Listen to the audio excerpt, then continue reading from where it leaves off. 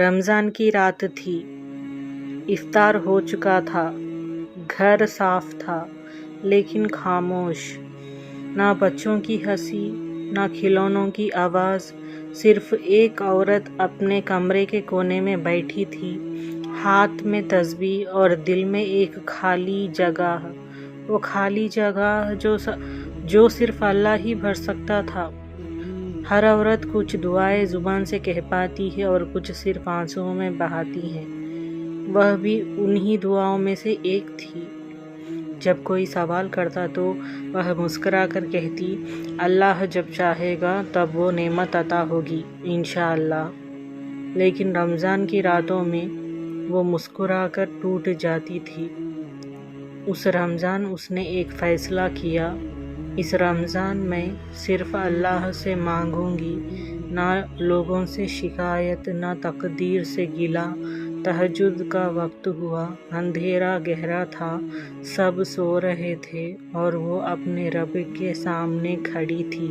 یا اللہ، تو سب جانتا ہے، میری خاموشی بھی، میری کمی بھی۔ یا رب، تو نے مجھے ماں بننے کا شوق دیا ہے تو پھر اس کا درد بھی تو ہی سمجھ۔ اس رمضان اپنے خزانے میں سے مجھے وہ نعمت عطا فرما جس کے لیے میں ہر سجدہ روتی ہوں۔ آنسو مصلے پر گرتے رہے اور دعا آسمان تک جاتی رہی۔ رمضان گزر گیا، عید آ گئی، پھر زندگی اپنے رفتار میں چل پڑی۔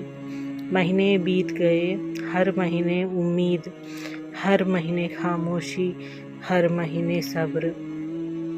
لوگ کہتے اللہ بہتر کرے گا اور وہ بس اتنا کہتی، اللہ جو کرے گا وہی بہتر ہوگا انشاءاللہ۔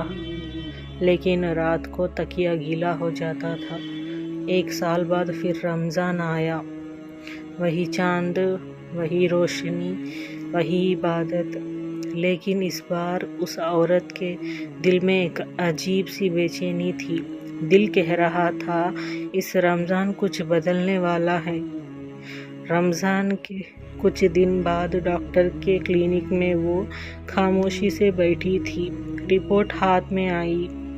ڈاکٹر مسکرایا اور بولا، مبارک ہو، آپ ماں بننے والی ہو۔ وقت رک گیا۔ اس نے کان میں صرف ایک ہی آواز گونج رہی تھی، اللہ نے سن لی۔ گھر آتے ہی اس نے زمین کو چوم لی، سجدے میں جا کر بس اتنا کہا، یا اللہ، تو نے مجھے بھولا نہیں۔ تو نے میری رمضان کی دعا اگلے رمضان سے پہلے ہی لکھ دی تھی۔ آنسو اس بار غم کے نہیں، شکر کی تھی۔ اور پھر وہ رمضان آیا جو بالکل الگ تھا۔ سحری کے وقت ایک ننھی سی زندگی اس کی کوکھ میں تھی، وہ لڑکی، وہ رمضان۔ لیکن اس بار دعا کے ساتھ نعمت بھی تھی۔